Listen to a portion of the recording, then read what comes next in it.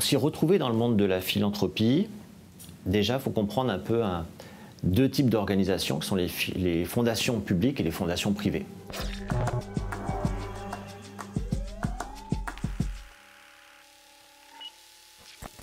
Les fondations publiques, c'est ce qu'on appelle souvent des fondations de flux, c'est-à-dire que chaque année, elles vont collecter de l'argent, puis redistribuer l'argent. On les connaît bien parce que c'est des fondations d'hôpitaux, de musées ou des fondations de type Centraide, par exemple. Donc chaque année, il y a des collectes et puis ils redistribuent à soit une multitude d'organismes comme Centraide ou comme d'autres fondations publiques, ou bien ils collectent à une multitude de sources, mais ils redistribuent pour une seule destination, par exemple une fondation de musée, une fondation d'université, c'est vers un seul organisme.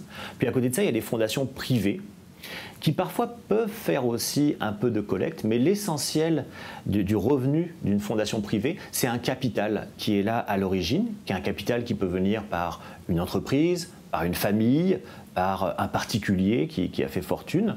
Ce capital, il est placé sur les marchés financiers.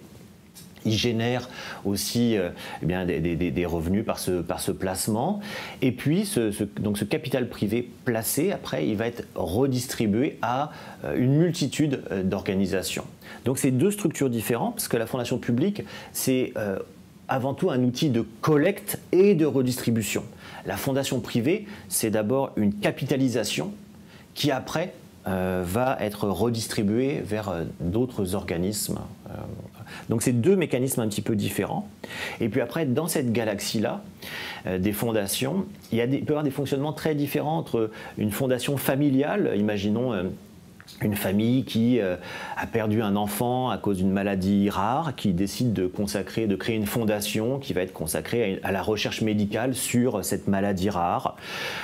Ça peut être une fondation d'un particulier qui a fait fortune dans un domaine X ou Y, et puis à côté de sa vie entrepreneuriale, il a toujours eu une passion pour le jazz ou pour tel type de peinture, et puis il décide à la fin de sa vie de consacrer une partie de cette fortune-là à une fondation culturelle qu'il va créer. Donc il y a les fondations comme ça, familiales, personnelles, patrimoniales, il y a les fondations d'entreprise des fois, qui font un lien entre la mission de l'entreprise et puis une cause qui est liée, des fois qui transpose un savoir-faire de l'entreprise vers la résolution de problèmes sociaux. Donc là, c'est complètement un autre monde, parce que les fondations d'entreprise, c'est-à-dire, elles sont très professionnalisées, il y a une réflexion sur l'image de marque, sur la manière dont on...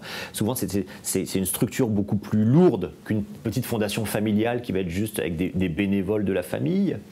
Il y a les fondations, j'allais dire, privées, des fois qui peuvent naître d'un don d'un particulier, mais 30 ans, 40 ans, 50 ans plus tard, quand ce donateur initial n'est plus là, a quitté ce monde, cette fondation, elle s'autonomise.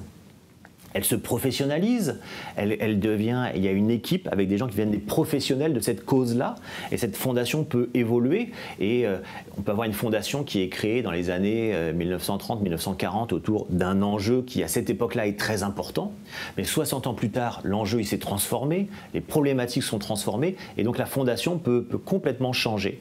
Donc c'est pour ça que c'est un monde où il faut comprendre à la fois, j'allais dire, d'où vient l'argent. Comment elle fonctionne, la fondation? Est-ce que c'est quelques bénévoles ou est-ce que c'est une équipe structurée de 10, 20, 50 professionnels? Est-ce qu'elle est liée à une entreprise ou est-ce qu'elle est autonome? Voilà, c'est un monde où il faut avoir quelques repères pour comprendre le fonctionnement.